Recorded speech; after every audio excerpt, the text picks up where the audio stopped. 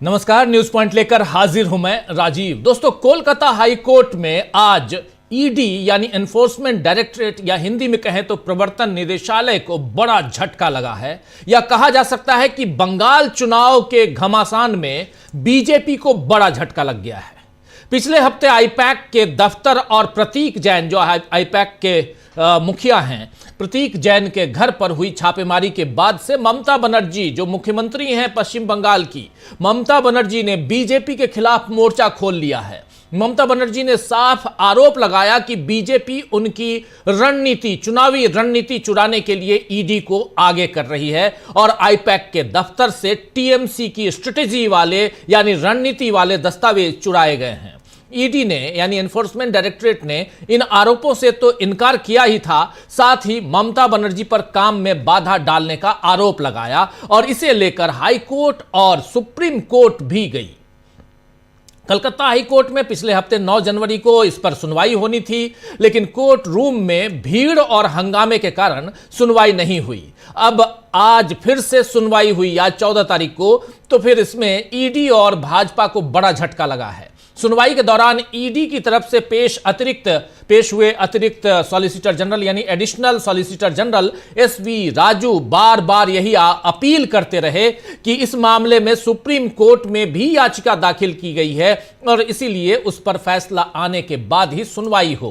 राजू ने इस बात पर भी आपत्ति जाहिर की कि आईपैक की तरफ से अदालत में कोई मौजूद नहीं था और ईडी ने टीएमसी के आरोप को खारिज करते हुए यह भी कहा कि उसने कोई दस्तावेज जब्त नहीं किए हैं, सब कुछ ममता बनर्जी और उनके सहयोगी लेकर चले गए। इस पर टीएमसी की तरफ से पेश वकील डॉक्टर मेनका गुरुस्वामी ने साफ साफ कहा है कि ईडी के इस बयान को दर्ज कर लिया जाए कि छापेमारी के दौरान कुछ भी जब्त नहीं किया गया, यानी भविष्य में अब ईडी किसी दस्तावेज को छापेमारी में बरामद सबूत के तौर पर पेश करना चाहे तो भी यह संभव नहीं होगा, क्योंकि ईडी ने खुद माना है कि उसने कुछ बरामद नहीं किया है। जब ईडी ने कह दिया कि जांच के दौरान बनाए गए दस्तावेजों यानी पंचनामा की कॉपी भी इसी बात की पुष्टि करती है कि आईपैक के ऑफिस या प्रतीक जैन के घर से कोई सामान या डेटा जब्त नहीं हुआ है, तो इसके बाद कोर्ट ने फैसला दिया कि याचिका में अब कोई बात बाकी नहीं रह गई है, इसीलिए इसे निपटा दिया गया। आपको बता दूं कि टीएमसी ने याचिका में कहा था कि अगर कोई डेटा जब्त किया गया है तो उसकी सुरक्षा की जाए, उसका संरक्षण हो, क्योंकि यह पार्टी के 2026 के विधानसभा चुनाव की तैयारी से जुड़ा गोपनीय राजनीतिक डेटा है।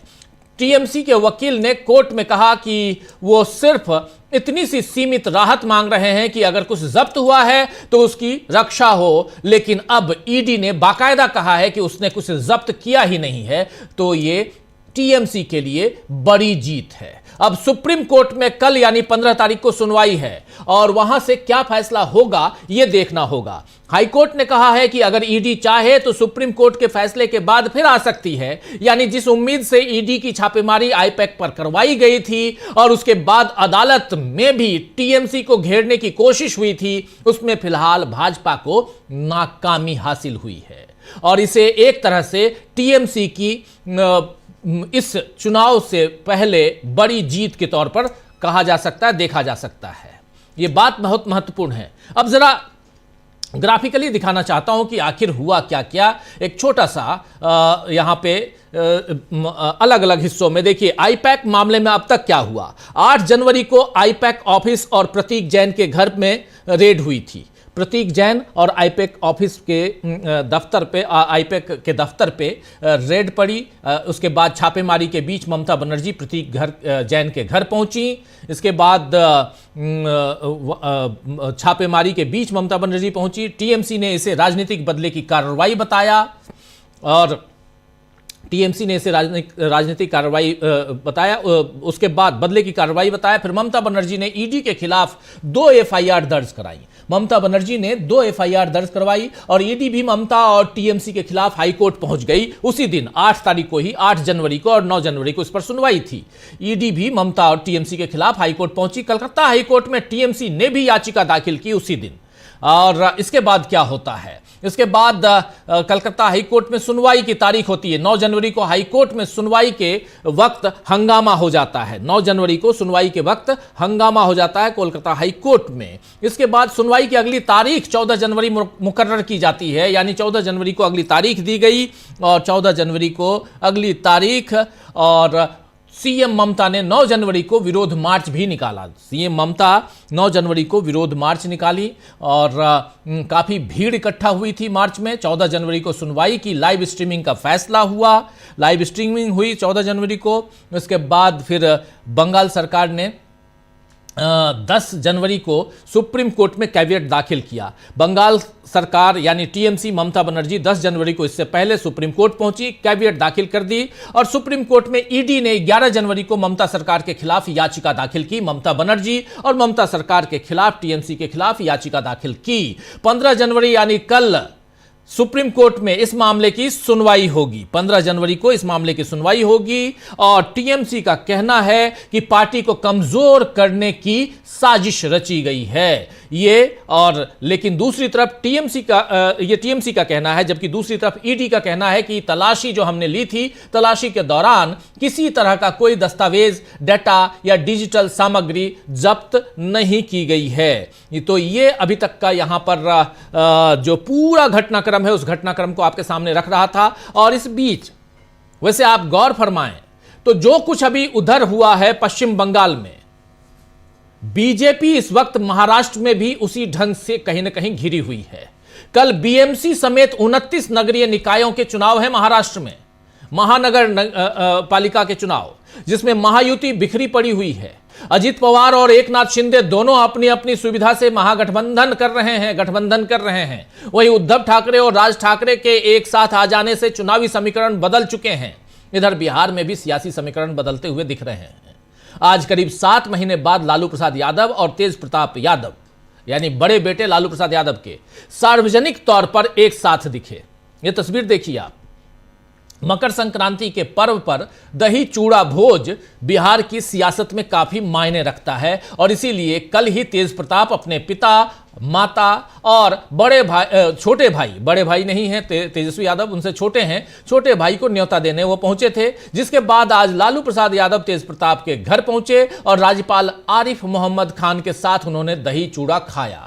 वहीं राष्ट्रीय लोक जनशक्ति पार्टी यानी आरएलजेपी के प्रमुख पशुपति पारस भी इस मौके पर तेज प्रताप के घर पहुंचे और उन्होंने कहा कि 14 जनवरी है, आज 14 जनवरी है, जितने भी ग्रह थे सब खत्म हो गए।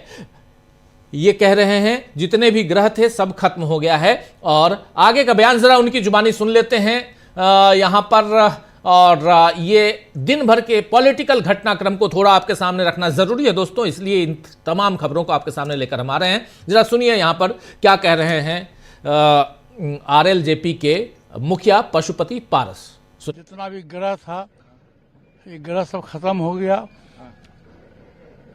और आज से नया समीकरण बनेगा।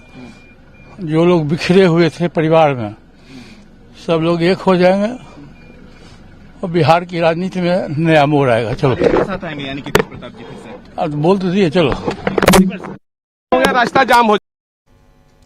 तो सुन रहे थे आप पशुपति पारस को यहां पे, जो कह रहे 14 जनवरी है, ग्रह नक्षत्र सारे खत्म हो गए हैं, सारे ठीक हो गए हैं और परिवार एक होने वाले हैं। यह बयान बाकियों को तो सुनने में अच्छा लग सकता है, लेकिन बीजेपी को इसमें तकलीफ हो सकती है, क्योंकि ठाकरे और पवार परिवार से लेकर पासवान परिवार तक कई जगह उसने झगड़ा करवाया है, दलों के साथ साथ परिवारों को तोड़ा है। लेकिन जैसे जैसे बीजेपी की हकीकत सामने आ रही है, लोग एक हो रहे हैं। खैर, बंगाल से महाराष्ट्र और बिहार तक बीजेपी के मंसूबों के विपरीत काम हो रहे हैं। इधर राहुल गांधी के इंदौर जाने की खबर भी है। 17 जनवरी को राहुल गांधी इंदौर जाएंगे और वहां उन परिवारों से मुलाकात करेंगे जो दूषित पानी पीने के कारण मौत झेल रहे हैं, उनके यहां जो परिजनों के मौत झेल रहे हैं। मोहन यादव सरकार इस मामले में, जो मध्य प्रदेश की सरकार है, मोहन यादव वहां के मुख्यमंत्री हैं, मोहन यादव सरकार इस मामले में पहले से ही घिरी हुई है। कैलाश विजयवर्गीय के घंटा वाले बयान से मामला और बिगड़ गया था, आप याद कीजिए। और अब देखना होगा कि राहुल के जाने से क्या मध्य प्रदेश और देश में बीजेपी के लिए और मुसीबत खड़ी होगी। लेकिन इन सब के बीच पश्चिम बंगाल में चुनावों से पहले ईडी को लगे झटके की चर्चा खूब हो रही है। पश्चिम बंगाल पहला राज्य है जहां की सीएम ने चुनाव से पहले जांच एजेंसी से बिना डरे हुए दो दो हाथ करने की ठानी और बहुत हद तक ममता दीदी को इसमें सफलता भी मिली है। क्या यहां से बीजेपी सचेत होगी? क्या बीजेपी के मंसूबों पर पानी फिरना शुरू हो चुका है? आइए इन सब पे चर्चा करते हैं। बंगाल में बवाल मचा हुआ है। अभी जब इस प्रोग्राम को लेकर आपके सामने आ रहा था तो एक ब्रेकिंग खबर और आई है कि 50 से ज्यादा बीएलओ ने सामूहिक रूप से इस्तीफा दे दिया है एसआईआर के खिलाफ, एसआईआर में हो रही धांधलियों के खिलाफ। जिस काम को करवाने की जिम्मेदारी बीएलओ ब्लॉक लेवल ऑफिसर पे, बूथ लेवल ऑफिसर पे है, वही अगर इस्तीफा दे रहे हैं तो दाल में कुछ काला है। चलिए इन सब की पोल खोलने की कोशिश करते हैं, थोड़ा विश्लेषण गहराई से करने की कोशिश करते हैं। हमारे साथ कुछ वरिष्ठ साथी जुड़े हुए हैं, उन सबसे पहले आपका परिचय करवाता हूं। 3 वरिष्ठ साथी इस वक्त जुड़े हुए हैं हमारे साथ। प्रेम कुमार जी हैं, सुनील शुक्ला जी हैं और अमलेंदु उपाध्याय जी हैं। जल्द ही प्रशांत टंडन जी जुड़ेंगे और जल्द ही उधर कोलकाता से हमारे साथी सुमन भट्टाचार्य जुड़ेंगे। आप तीनों का स्वागत है, इस्तकबाल है इस चर्चा में। और स्वागत इस्तकबाल अब तमाम दोस्त साथी शुभचिंतक आप सबका जो अब तक जुड़ चुके हैं उनका भी, जो जुड़ने वाले हैं उनका भी। जरा प्रेम कुमार जी जल्दी से आपके पास, पश्चिम बंगाल चर्चा का केंद्र बिंदु पश्चिम बंगाल है, कैसे देखा जाए, कैसे देखते हैं आप ईडी और भाजपा को बड़ा झटका? देखिए, ईडी जब हाईकोर्ट पहुंची थी तो उसका मकसद क्या था? उसका मकसद था कि ममता बनर्जी जो कुछ कर रही हैं उनको रोकना, उनको गलत ठहराना कानूनी नजरिए से, और ये दर्शाना बताना कि इन्होंने ईडी के कामकाज में हस्तक्षेप किया है। लेकिन आज जब जो कुछ हुआ हाईकोर्ट में, तो उससे ईडी को कोई वैसी राहत नहीं मिली, वो कोई वैसा परसेप्शन नहीं बना पाए और ममता बनर्जी को ग्रिल करने का जो प्रयास था उसमें वो विफल रहे। अब सवाल ये उठता है कि जिस बात को लेकर ममता बनर्जी इतनी नाराज हुई कि चुनाव सामने है और चुनाव के समय ईडी का उपयोग शुरू हो गया, और ईडी हमारे पार्टी का कार्यक्रम देखने वाले आईपैक, जिसको हमने एक नियम के तहत काम सौंप रखा है, जो हमारे आईटी सेल का प्रमुख है, वो उनके यहाँ छापेमारी का क्या मकसद है? भाई, जैसा कि ममता बनर्जी ने कहा था कि हमारे उम्मीदवारों के नाम ले गए, हमारी रणनीति ले गए, हमारे नारे ले गए, ये सारी बातें कही थी। तो अभी इस पर चूंकि सुप्रीम कोर्ट में सुनवाई होनी है और ममता बनर्जी ने कैविएट डाल करके एक बहुत बड़ा दिलेरी का काम किया था। कैविएट डालना इसलिए दिलेरी का काम है क्योंकि इस पूरे मामले में कैविएट का मतलब था कि हमारा पक्ष भी सुना जाए जब कोई आप फैसला देते हैं। यानी हमारा पक्ष बोल के जो ममता बनर्जी का पक्ष है वो बहुत मजबूत है और वो इस अपने बात पर कायम है कि उनको चुनाव से पहले ईडी का इस्तेमाल उनके खिलाफ हो रहा है। तो ये पूरा मामला चुनाव में केंद्रीय एजेंसियों के दुरुपयोग का मामला बन करके सामने आया है और इसमें ममता बनर्जी कामयाब हुई है। आज कोलकाता हाई कोर्ट से जो कुछ मतलब निकला है उसका मतलब यही है। अब सुप्रीम कोर्ट से भी ऐसा ही मतलब निकले, ये देखने वाली बात होगी, मगर ये लड़ाई ममता बनर्जी ने एसआईआर की जो लड़ाई है उसको बहुत एक ऊंचाई तक वो ले गई है। और अभी जो आपने बताया कि 50 से ज्यादा बीएलओ ने इस्तीफा दिया है, मुझे लगता है ये बंगाल से ही जुड़े हुए होंगे। ये बंगाल के ही हैं, बंगाल से ही, बंगाल ऐसा ही। तो बंगाल में अगर बीएलओ इस्तीफा दे रहे हैं, इसका मतलब वो समय याद कीजिए जब एसआईआर के दौरान बीएलओ आत्महत्या कर रहे थे उत्तर प्रदेश में, पश्चिम बंगाल में, दूसरी जगहों पर, और अब वो आत्महत्या का दौर रुका तो अब बीएलओ इस्तीफा दे रहे हैं। इसका मतलब है कि उनके ऊपर कामकाज का दबाव बहुत ज्यादा है। और ये दबाव किस रूप में दिखता है कि निश्चित समय सीमा के भीतर आपको काम करना है और बिना रोज निर्देश बदलते हैं, उनके पास कोई दिशा निर्देश नहीं होता है और एक ही काम को बार बार करना पड़ता है। फिर भी जिस अफसर के प्रति जवाबदेह हैं वो अफसर संतुष्ट नहीं होते।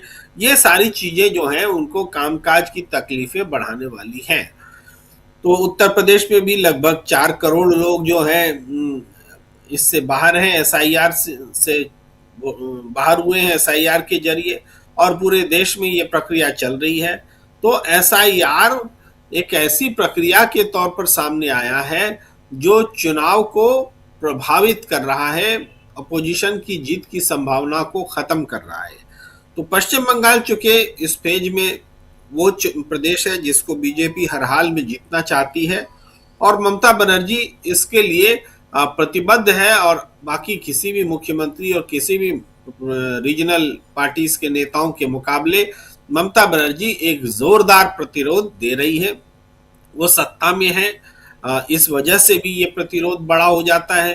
तो इस तरह से बीजेपी को चुनाव में जिस तरह से ईडी सीबीआई का इस्तेमाल और चुनाव आयोग का इस्तेमाल बीजेपी कर रही है, उसके खिलाफ एक बंगाल उदाहरण बनकर के सामने आ रहा है कि उनके मंसूबों को वो कामयाब नहीं होने देगी। जी बिल्कुल बिल्कुल। दो हमारे साथी जुड़ गए, प्रशांत टंडन जी भी जुड़ गए और सुमन भट्टाचार्य जी भी जुड़ गए हैं। जरा सुमन जी आपके पास आना चाहता हूं जल्दी से, आपका स्वागत है आप दोनों का।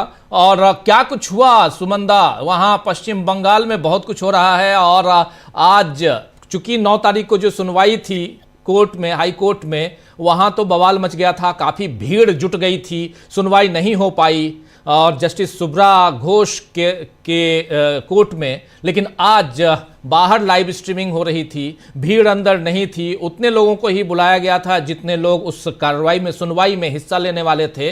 लेकिन इसका इम्पैक्ट क्या रहा, क्या कुछ रहा, हम लोगों ने लाइव जरूर किया था, लेकिन चूंकि आंखों देखी आप वहां हैं तो आपसे बेहतर और कौन बताएगा इसका कितना इम्पैक्ट पड़ सकता है आने वाले चुनाव में, टीएमसी के मनोबल पे, बाकी चीजों पे अपनी बात रखिए प्लीज। जहां पे खड़े हैं दो पॉसिबिलिटीज है। एक पॉसिबिलिटी जो भाजपा बोलता रहता है लेकिन कर पाएगा कि नहीं वो दूसरा बात है, वो है आर्टिकल 356 या प्रेसिडेंट्स रूल। अगर वो नहीं कर पाता है तो अभी आज के बाद तृणमूल इतना उसका जो आप जो बात बताया, जो जितना स्पिरिट उनका ऊपर चला गया, उसको उससे उलझना भाजपा के लिए थोड़ा सा मुश्किल हो जाएगा। क्यों मैं ये बता रहा हूं, मैं थोड़ा सा आपको एक्सप्लेन करने की कोशिश करूं। ईडी ने आज हाईकोर्ट में जो बताया उसका पहला पॉइंट ये है, पहला पॉइंट कि उन लोगों ने कुछ जो डॉक्यूमेंट्स है, जो कुछ भी डॉक्यूमेंट उन्होंने आईपैक के दफ्तर से नहीं लाया। उन्होंने आईपैक के दफ्तर से कोई भी डॉक्यूमेंट, मैं फिर से दोहराना चाहता हूं, कोई भी डॉक्यूमेंट आईपैक के दफ्तर से या प्रतीक जैन के घर से नहीं लाया या नहीं सीज किया।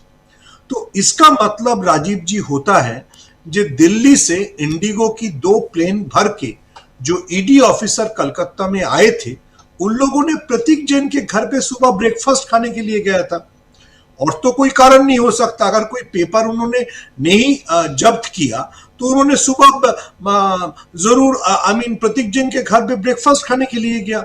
और जो लोग आईपैक के दफ्तर में गया वो लोग शायद कंप्यूटर सीखने के लिए गए थे कि कैसे एआई को यूज करना पड़ता है। इसके सिवा तो ईडी का कोई काम नहीं रहा। अगर उन्होंने उसके पास कोई भी पेपर और जब्त नहीं किया तो क्यों गया था प्रतीक जैन के घर पे, इसका कोई कारण नहीं है। और ईडी ने खुद उस मामले को 3 दिन पीछे ठेल दिया। वो बोला कि क्योंकि सुप्रीम कोर्ट में वो मामला वही केस चल रहा है तो उनको नहीं होना चाहिए। देखिए 2 चीज, क्योंकि आपके हेडलाइन में नहीं देखे, मैंने देखा बंगाल में बवाल, तो 2 चीज बंगाल में बहुत इंटरेस्टिंग हो रहा है। एक भाजपा की जो लीडर्स है, जो एमएलए है, उसके लिए भी आज बहुत सारे इंसिडेंट हुआ। वो सारे जगह पे जाके फॉर्म 7 जमा कर रहे हैं, ठीक है। कल पिछला दिन बांकुड़ा के हमारे झारखंड के लागू एक डिस्ट्रिक्ट है जहां पे एक गाड़ी में 4000 फॉर्म 7 मिला, ठीक है। तो फॉर्म 7 आपको मालूम है क्यों लगता है, क्योंकि किसी का कैंसिल करने के लिए। देखिए मैं एक बंगाली हूं, मैं खुद एक बंगाली हूं।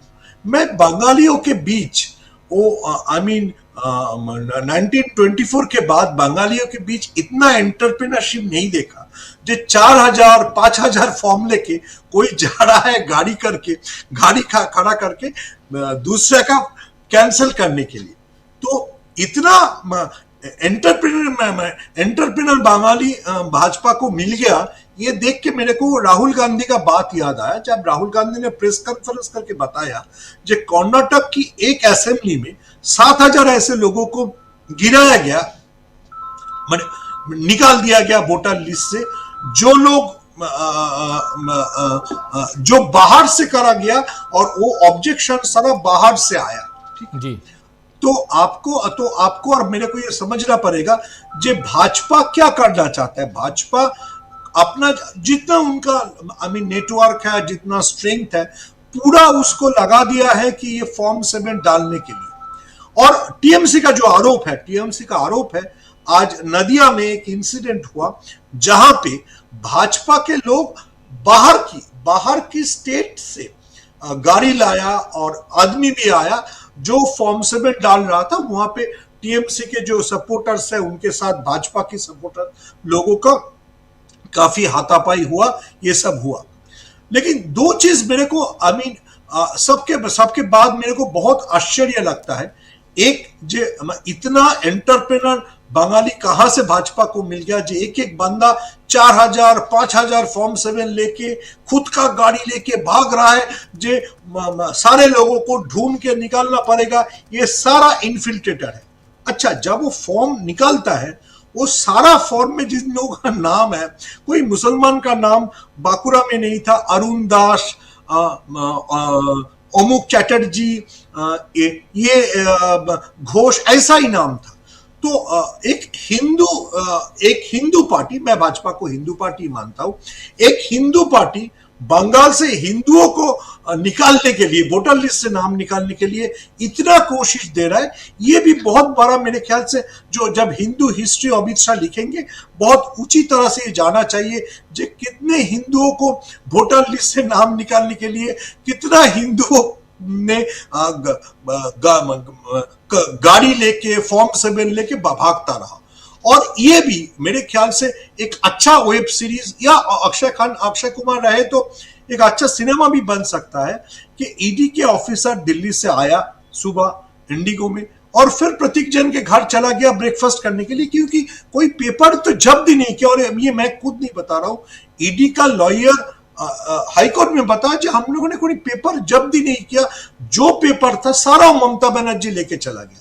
तो ममता बनर्जी के हाथ में तो सिर्फ 2 फाइल थे, 3 फाइल थे, जब प्रतीक जैन के घर से निकाल रहे थे तो क्या सिर्फ तीनों फाइल के लिए, वो जो तीनों फाइल ममता बनर्जी लेके चले गए, उसके सिवाय और कोई फाइल ईडी ने जब्त नहीं किया। सिर्फ प्रतीक जैन के साथ, वो जैन है मेरे को मालूम नहीं है, पूरा बंगाल में तो हम लोग ऐसे सुबह ब्रेकफास्ट नॉनवेज ही खाते हैं, लेकिन वेज ब्रेकफास्ट खाने के लिए क्या अमित शाह ने दिल्ली से भेज दिया, ये मेरे को मालूम नहीं है सर। जी, ये बड़ा अटपटा है, लेकिन बिल्कुल आप सही कह रहे हैं कि जब ईडी को कुछ मिला ही नहीं, और बार बार मजेदार था आज का जो बहस हो रही थी वहां, और जैसे ही additional solicitor general SB Raju आए, उन्होंने साफ साफ पहले ही कहना शुरू किया एडजर्न कर दीजिए, क्योंकि ये मामला ऑलरेडी सुप्रीम कोर्ट में है। जो ईडी इतनी परेशानी से, सुमन भट्टाचार्य जी आपके पास ही आ रहा हूं, मैं जानता हूं आपके पास समय कम है, इसलिए मैं चाह रहा हूं कि आपसे 2-3 सवाल ले लूं। और जो ईडी इतनी बिल्कुल शिद्दत के साथ ये लगे हुए कि इस पे सुनवाई कर लीजिए और भाग के आप सुप्रीम कोर्ट आते हैं, वही ईडी आज पहले ही मतलब शुरुआत ही करते हैं इससे कि इसको एडजर्न कर दीजिए, और आप ये कहते हैं कि हमने तो कुछ उठाया ही नहीं, सब कुछ ममता बनर्जी लेके चली गई। अच्छा, इतना ही नहीं, आखिर ये बताइए कि इसको ऑन रिकॉर्ड लेने की गुजारिश भी क्यों की गई होगी? ऑन रिकॉर्ड की गुजारिश, हालांकि डॉक्टर मोनिका गुरुस्वामी थी, मेनका गुरुस्वामी जो वकील हैं टीएमसी की, डॉक्टर मेनका गुरुस्वामी और कल्याण बनर्जी दोनों थे। तो वह कल्याण बंदोपाध्याय बनर्जी, वो तो इन लोगों ने जब अपनी तरफ से डिमांड नहीं की, तो ये एसबी राजू क्यों डिमांड रख रहे थे कि आप एक काम कीजिए, आप इसको ऑन रिकॉर्ड ले लीजिए कि हमने नहीं किया है। हालांकि क्या आपको लगता है कि यह ऑन रिकॉर्ड लेकर यहां ईडी फंस गई है? क्योंकि कल को आप किसी भी ढंग से इसको लीक नहीं कर पाएंगे, किसी भी ढंग से आप कह नहीं पाएंगे कि हां हमने ये लिया है और इनके दस्तावेजों में से ये मिला है, ये तो नहीं कह पाएंगे। बात है उसके साथ जितना अभी सामने आ रहा है, जो लोग आईपैक के ऑफिस में पहुंचे, देखिए आईपैक के खिलाफ क्या इनका आरोप है, जो कोयला स्कैम है उससे आईपैक के पास सीधा पैसा गया था। तो राजीव जी मान लीजिए आपके घर पे कोल का पैसा गया है, कोल स्कैम का पैसा गया और मैं आपके घर पहुंच गया लेकिन मैं आपके घर पहुंच के आपके फिनेंस के बारे में बात नहीं कर रहा हूं, मैं आपको पूछ रहा हूं राजीव जी आपके शो में कौन कौन गेस्ट आता है, अच्छा उन गेस्ट को कैसे पता चलता है उत्तर प्रदेश में क्या इलेक्शन होगा, अच्छा उस गेस्ट को कैसे पता चलता है यूपी में क्या चल रहा है। तो मेरे को आपकी फिनेंस के ऊपर नजर है या आपका पॉलिटिकल सर्वे के ऊपर नजर है? अभी तक मैं कोट करना ही चाहता हूं न्यूज मिनट का जो स्टोरी आया है, जो स्टोरी सीधा सीधा आईपैक की जितने लोगों के साथ ईडी का इंटरोगेशन चल रहा था उसमें जो बात आया है वो बात से सीधा जाहिर होता है ये कोल स्कैम के लिए उन लोगों के पास पहुंचा नहीं था। अगर कोल स्कैम के लिए पहुंचता तो मैं तो उसके कोल स्कैम के बारे में पूछूंगा, आपका पैसा कहां से आता है, आपका फिनेंस की हेड को बुलाओ, आपका फिनेंस मैनेजर को बुलाओ, आपका कौन सा बैंक में अकाउंट है, नहीं पूछा। ईडी ने उन लोगों को पूछा, मैं फिर से दोहराना चाहता हूं, आपका जो पॉलिटिकल सर्वे होता है वो कौन सा सर्वर में रहता है और उस सर्वे डिपार्टमेंट का हेड कौन है और वो सर्वे कैसे हुआ जाता है, कितने सीट आपको लगता है बंगाल में क्लोज सीट है। तो ये तो कोल स्कैम से जुड़ा हुआ कोई क्वेश्चन नहीं है। ममता बनर्जी के खिलाफ जो ईडी का आरोप है, जो फाइल ने कि वो निकल गई, उस फाइल में 125 ऐसे सीटों के बारे में इंफॉर्मेशन था जहां पे कॉन्टेस्ट क्लोज है और शायद टीएमसी को अपना कैंडिडेट ड्रॉप करके दूसरा कैंडिडेट लाना हो सकता है। और अगर टीएमसी का कुछ बागी लीडर को भाजपा अपने दल में, अपने पार्टी में खींच ले तो क्या हो सकता है। ये सारा सर्वे और ये जो पॉलिटिकल इंफॉर्मेशन उस फाइल में था। तो मेरे को या शायद सबको ईडी के जो ऑफिसर लोग हैं उन लोगों को भी ये सब पूछने में तो प्रॉब्लम होता है, क्योंकि वो लोग इकोनॉमिक ऑफेंस के लिए इंटरोगेट करते हैं, लेकिन पॉलिटिकल ऑफेंस के लिए ऑफेंस अगर मानता हूं अमित शाह की मुताबिक, तो ये इंटरोगेशन बहुत कैसा लगता है। इसीलिए शायद ईडी जब अब हाईकोर्ट में अपना दाखिला दिया, उन्होंने ये ऑन रिकॉर्ड कहा जो हम लोगों ने कुछ नहीं लिया। तो ये क्वेश्चन ऑब्वियसली पूछा जाना चाहिए, तो ईडी क्यों पहुंचा था। ममता बनर्जी तो सिर्फ 3 फाइल लेके निकल गई और आईपैक के जो दफ्तर है वहां से तो ममता बनर्जी ने बहुत कम फाइल लिया। तो ईडी ये पूरा जो ऑपरेशन चल रहा था उसमें क्या किया, मैं फिर से दोहरा रहा हूं, ये सिचुएशन ऐसे हो गया जैसे बेलारूस में इलेक्शन होता है ना, ऐसा इलेक्शन हो रहा है कि बंगाल में अभी भाजपा का ये पूरा जितना उनका स्ट्रेंथ है, पूरा स्ट्रेंथ उन्होंने लगा दिया है फॉर्म 7 दाखिल करने के लिए। अच्छा, फॉर्म 7 से आप क्यों वो कर रहे हो। मैंने कल भी बताया एक चैनल में, आज भी मैं जानना चाहता हूं, ये बिल्कुल राहुल गांधी का वो एक कॉन्स्टिट्यूंसी से 7000 जो वोटर है उनको निकालने की जो साजिश था, वही साजिश बंगाल की जितने क्लोज कॉन्स्टिट्यूंसी वो सारा जगह पे वही साजिश रचा जा रहा है।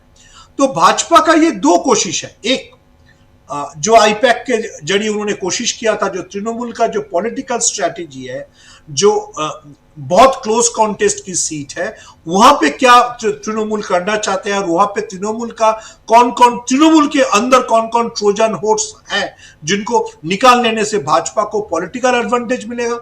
और दूसरा बात है भाजपा की जितना ग्राउंड स्ट्रेंथ है, आज अगर अभी आपने कोई भी बंगाल की चैनल देखेंगे तो देखेंगे बर्धमान में, बांकुड़ा में, नदिया में, सारा जगह पे ये हाथापाई चल रहा है तृणमूल और भाजपा के बीच, क्योंकि भाजपा और फॉर्म 7 इतना एंटरप्रेनर बंगालियों को लेके वो फॉर्म 7 डालने के लिए जा रहा है और तृणमूल उसको रोकने के लिए कोशिश कर रहा है। मैंने ये कभी नहीं देखा।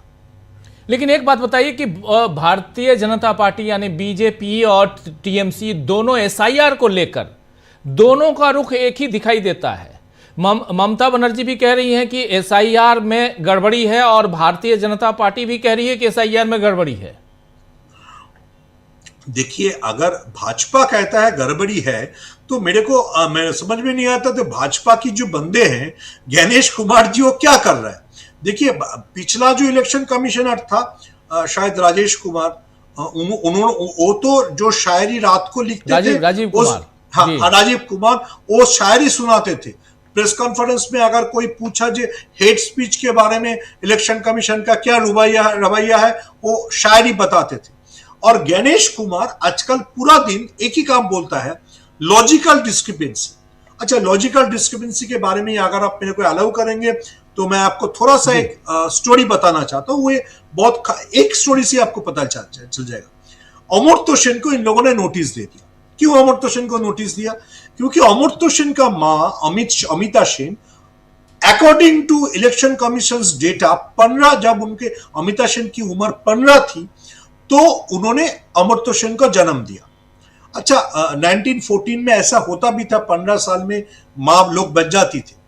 लेकिन उससे भी ज्यादा बड़ा इंपॉर्टेंट है ये लॉजिकल डिस्क्रिपेंसी में क्यों आया। क्योंकि actually Amartya Sen's mother was born in 1914, not 1918। लेकिन अगर किसी को बंगाली नंबर आता है तो बंगाल में जो हम लोग 4 लिखते हैं उसको अंग्रेजी में 8 दिखता है, ठीक है। तो 1914 को जब उन्होंने कंप्यूटर में डिजिटाइजेशन किया तो 1918 बन गया। तो गलती किसका है? गलती है इलेक्शन कमीशन का, क्योंकि आपने 4 को 8 पढ़ा आपका डिजिटाइजेशन के जरिए।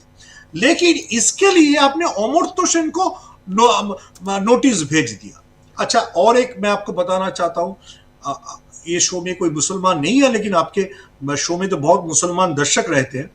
जो मुसलमान वो महाभारत का क्लाइमैक्स देखा था, वर्ल्ड कप की फाइनल में मोदी जी का यहाँ पे सर रख के मोहम्मद शामी, हमारा फास्ट बॉलर, रो रहा था, उसको भी नोटिस भेज दिया। मोहम्मद शामी इतना नरेंद्र मोदी के यहाँ पे सर रख के रोया, लेकिन उसको भी नोटिस मिल गया। तो आप बताइए किनको आप नोटिस भेज रहे हो और क्या लॉजिकल डिस्क्रिपेंसी आप देख रहे हो। यह लॉजिकल डिस्क्रिपेंसी जो ऐप, जिसके लिए तृणमूल ने बहुत शोर मचाया कि सीमा खन्ना जो ऐप बनाया, जो ऐप को गणेश कुमार बोल रहे हैं ये ऐप ग्राउंड में सारा प्रॉब्लम को सॉल्व कर देगा, वो ऐप बंगाल में तो एक बड़ा प्रॉब्लम हुआ ही है। मैं आज इलेक्शन कमीशन की थोड़ा सा डेटा चेक कर रहा था। मध्य प्रदेश में उन्होंने 2.5 करोड़ ऐसे वोटर को डिटेक्ट किया जिनको ये ऐप, लॉजिकल डिस्क्रिपेंसी ऐप, अच्छा ठीक ठाक वोटर नहीं मानता है। तो ये सारा हो रहा है वो लॉजिकल डिस्क्रिपेंसी ऐप से, क्योंकि गणेश कुमार ने अपना बॉस अमित शाह को बता दिया कि मैं 2 महीने में 2 साल का काम कर दूंगा। तो उसमें जो प्रॉब्लम हो रहा है वही हो रहा है सर। जी बिल्कुल, बने रहिए हमारे साथ। जल्दी से एक सवाल प्रशांत टंडन जी से लेता हूं। प्रशांत जी, आप इसको कैसे देखते हैं, ईडी का मामला और सुप्रीम कोर्ट में कल है सुनवाई, कल फर्स्ट हाफ में सुनवाई है सुप्रीम कोर्ट में, वो खबर भी आ गई है, लेकिन उस 2 जजों की बेंच है इधर सुप्रीम कोर्ट में। लेकिन उधर आज जो कुछ हुआ है, इससे कितना यहाँ मनोबल बढ़ा होगा टीएमसी का आपके हिसाब से, और कितना यहाँ मनोबल टूटा होगा बीजेपी का? मैं ईडी की बात भी नहीं कर रहा हूं। देखिए, बीजेपी से बड़ा सेल्फ गोल हो गया था, अब उस सेल्फ गोल की रिपेयरिंग हो रही है। आज आप देखिए कि ईडी डिफेंसिव क्यों था कोर्ट में। डिफेंसिव इसलिए थे कि उन्होंने अगर सख्त कार्रवाई की मांग की होती ममता बनर्जी के खिलाफ तो फिर वो एक ममता बनर्जी को पॉलिटिकल टूल दे देते। वो डिमांड कर सकते थे कि जी हमारे दफ्तर में वो घुस गई, ट्रेसपास किया और वो उन्होंने हमारे काम में रुकावट पैदा की, तमाम बातें वो कह सकते थे, लेकिन नहीं कहा। अब जहां तक डेटा की बात है राजीव जी, मैं आपके कोई मेरे घर में आए और मेरे लैपटॉप, वो 10 लोग आ जाए और मेरे लैपटॉप से पेन ड्राइव से डेटा निकाल लें, तो मेरा कंप्यूटर तो यहीं रखा हुआ है मेरे घर पे, कुछ तो गया नहीं। आप कह सकते हैं हम कुछ लेके नहीं गए, तो अभी तो इसकी जांच होनी चाहिए कि वास्तव में क्या लेके गए। सुमन जी की बात बिल्कुल साफ है, सीधी बात है कि इन्फोर्समेंट डायरेक्टरेट कोयला स्कैम के लिए वहां गया ही नहीं था। ये जो सुबह सुबह फ्लाइट पकड़े गए थे, ये सिर्फ और सिर्फ पॉलिटिकल इंफॉर्मेशन निकालने गए थे तृणमूल कांग्रेस की। ईडी जो है वो बीजेपी का काम कर रहा था, साफ साफ शब्दों में कहा जाए तो, और उनका पॉलिटिकल डेटा वो चोरी करने गए थे वहां पे, और मेरा तो अनुमान है कि वो उन्होंने कर भी लिया होगा। लेकिन जो कुछ उनको मिला, ममता बनर्जी एक लैपटॉप और 2 फाइल लेके वहां से आई हैं, उसके अलावा वहां पे कुछ अगर मिला होगा तो उनको मिला होगा, लेकिन वो कोर डेटा उसी में था। तो एक बड़ी पॉलिटिकल चूक हो गई। अब बीजेपी इसको रिपेयर कैसे करेगी ये देखना होगा। और मैं अभी से कह दूं कि कल सुप्रीम कोर्ट में भी इन्फोर्समेंट डायरेक्टरेट और सॉलिसिटर जनरल दोनों बहुत डिफेंसिव होंगे, उस मामले को रफे दफे करेंगे, लेकिन वो इतना ज्यादा कपड़ा फट गया है कि उसको रफू नहीं हो सकता। ये दिक्कत हो गई। वो एक चुनाव की शुरुआत में आपने एक बड़ा सेल्फ गोल किया, और अब दूसरी चीज ये है कि देखिए एसआईआर इलेक्शन कमीशन जो कर रहा है, बिहार में जो किया उसने, अभी तमाम सारे रिपोर्ट्स आ रही हैं कि बिहार में किस तरीके से इलेक्शन को मैनिपुलेट किया गया। पश्चिम बंगाल में भी ये हो रहा है। इलेक्शन कमीशन को किसी भी प्रकार का बेनिफिट ऑफ डाउट नहीं मिल सकता है। ये एसआईआर की पूरी प्रक्रिया ही बीजेपी के लिए इलेक्टोरल रोल बनाने के लिए की गई है। उसमें ममता बनर्जी ने संघर्ष कर दिया, वहां पे कई सारे हेल्थ सेंटर बना दिए, बीएलओ इस्तीफा दे रहे, तमाम बीएलओ ने आत्महत्या की या उनकी मौत हो गई, ये सब हो रहा है। लेकिन इलेक्शन कमीशन ये जो काम कर रहा है पर्दे के पीछे, उसका असर तो हमको चुनाव के नतीजों के बाद ही दिखाई देगा कि इलेक्शन कमीशन ने इस लोकतंत्र को, डेमोक्रेसी को कितना अंदर से डैमेज कर दिया है। लेकिन ये निश्चित तौर पे बीजेपी की एक बड़ी भूल थी, और आगे हम लोग चर्चा करेंगे कि दूसरी एक बड़ी भूल कल भी हुई, हम लोगों ने चर्चा की थी। बहुत बड़ा सेल्फ गोल हुआ है चाइनीज पॉलिटिकल पार्टी को, चाइना की कम्युनिस्ट पार्टी को बीजेपी और आरएसएस के दफ्तर में लाके फोटो खिंचाने का, उस पर भी बात करेंगे। जी जी बिल्कुल बिल्कुल बिल्कुल, आप सही कह रहे हैं, तो उस पर भी हम बात करेंगे। जरा फिर से सुमन भट्टाचार्य जी आपके पास आता हूं, फिर आता हूं सुनील शुक्ला जी आपके पास। सुमन जी, क्या यहाँ पे आप भी मानते हैं ये सेल्फ गोल है, और क्या हम सुप्रीम कोर्ट से क्या उम्मीद कर रही होगी टीएमसी इस वक्त? मैं आपका दूसरा क्वेश्चन का पहले आंसर करना चाहता हूं। मेरे को माफ कीजिएगा, मेरे को आजकल भारत की कोई भी कोर्ट से कोई उम्मीद नहीं है, तो टीएमसी सुप्रीम कोर्ट में क्या उम्मीद करेगा मेरे को पता नहीं है सर। क्योंकि मैं जितना देखता हूँ, और हमारा बंगाल का एक्सपीरियंस भी बहुत खराब है। एक अभिजीत गांगुली निकला, उसके बाद एक जस्टिस दास निकला, जो दोनों ने खुलेआम गॉडसे का सपोर्ट किया। तो मैं सुप्रीम कोर्ट में नहीं जाना चाहता हूं, लेकिन जो पॉलिटिकल मैनिफेस्टेशन है, मेरे ख्याल से ये मेरा सोच है, जो Mamata Banerjee being a street fighter, उन्होंने एक दान चाल दिया। आपका अगर ताकत है मेरे को अरेस्ट करो, आपका अगर पावर है, आपका गाट्स है, बंगाल में 356 लगाओ। अगर नहीं लगा पाते ये दोनों में कुछ भी, तब हर वक्त मैं बंगाल की एग्जाम्पल देके ईडी को ऐसे ही मुकाबिला करूंगा।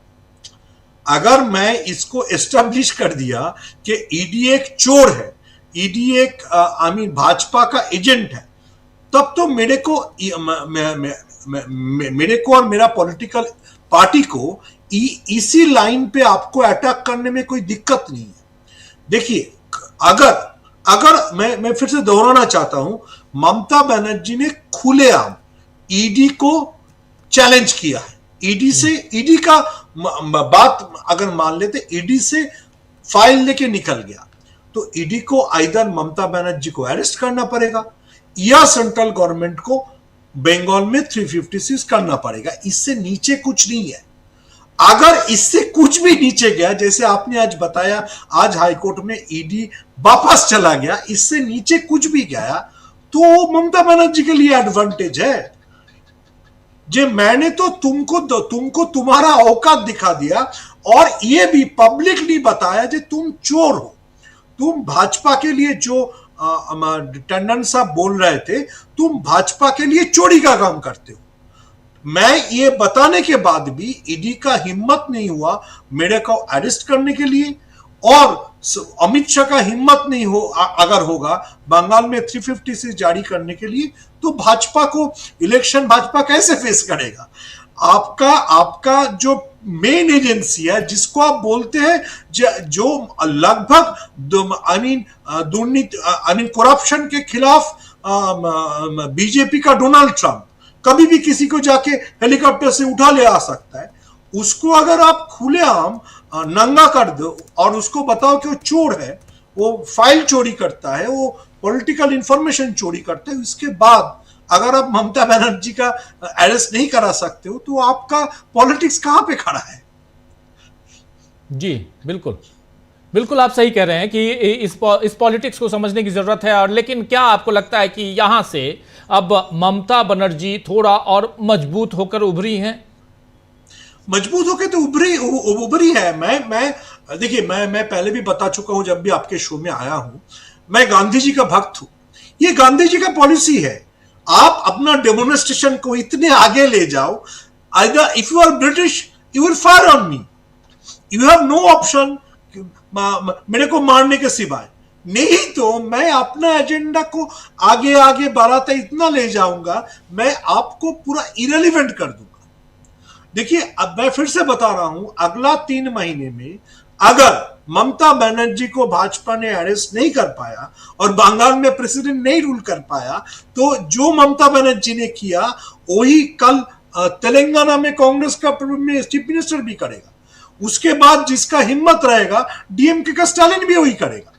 क्यों नहीं करेगा? मैंने तो दिखा दिया हूं कि ईडी एक चोर है, सॉरी फॉर माय लैंग्वेज, लेकिन ईडी एक चोर है और वो भाजपा के लिए काम करता है, तो उसके साथ उछलने के लिए, उसका मुकाबला करने के लिए यही एक तरीका है, उसके साथ सीधा भिड़ जाओ। एक रास्ता, अलग रास्ता ममता बनर्जी ने खोल दिया है। अब इसके पास, अब सरकार के पास, ईडी के पास 2 ही रास्ता है, या तो वहां 356 लगाओ और या गिरफ्तार करो ममता बनर्जी को। अगर आप नहीं कर पाते हो तो ममता बनर्जी सही है। अगर आप नहीं कर पाते हो, मैं राजीव जी के शो में आके राजीव जी का टाई खींचा, इसके बाद भी अगर राजीव जी मेरे को शो में बुलाता है तो राजीव जी का प्रॉब्लम है ना, मेरा प्रॉब्लम तो नहीं है। तो ममता बनर्जी ने तो ईडी को चोर बता दिया। इसके बाद अगर ईडी और ममता बनर्जी एक साथ एग्जिस्ट करता है और फिर से अगर ईडी किसी के घर पे ब्रेकफास्ट खाने के लिए पहुंच जाता है, तो ममता बनर्जी तो वहां पे मिठाई खुशी खुशी भेज देगा। आप ब्रेकफास्ट ही खाओ, आपको डॉक्यूमेंट जब्त करने का क्या जरूरत है? सही बोल रहे हैं, सही बोल रहे हैं। बहुत बहुत बहुत शुक्रिया, बहुत धन्यवाद आपका सुमन भट्टाचार्य जी, जुड़ने के लिए, समय निकालने के लिए।